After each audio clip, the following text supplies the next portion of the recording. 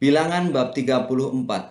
Tuhan berfirman kepada Musa, "Perintahkanlah kepada orang Israel dan katakanlah kepada mereka, apabila kamu masuk ke negeri Kanaan, maka inilah negeri yang akan jatuh kepadamu sebagai milik pusaka, yakni tanah Kanaan menurut batas-batasnya.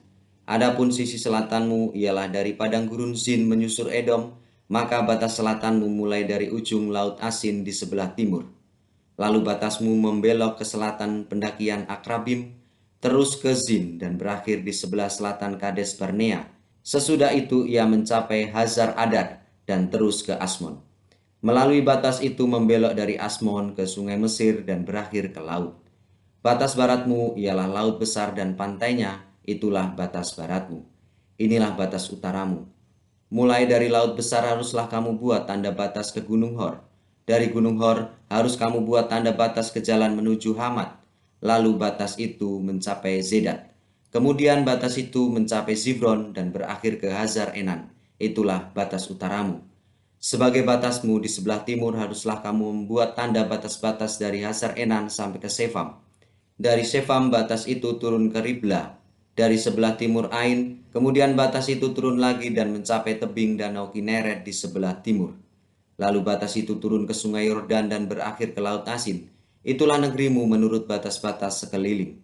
Musa memerintahkan kepada orang Israel, itulah negeri yang akan kamu bagi sebagai milik pusaka dengan membuang undi yang diperintahkan Tuhan untuk diberikan kepada suku yang 9,5 itu. Sebab suku Bani Ruben menurut puak-puak mereka dan suku Bani Gad menurut puak-puak mereka telah menerima milik pusakanya. Juga suku Manasye yang setengah itu telah menerimanya. 2,5 suku itu telah menerima milik pusaka mereka di seberang sungai Yordan di dekat Yeriko di sebelah timur. Tuhan berfirman kepada Musa, "Inilah nama orang-orang yang harus membagikan tanah itu kepadamu sebagai milik pusaka, Imam Eleazar dan Yosua bin Nun.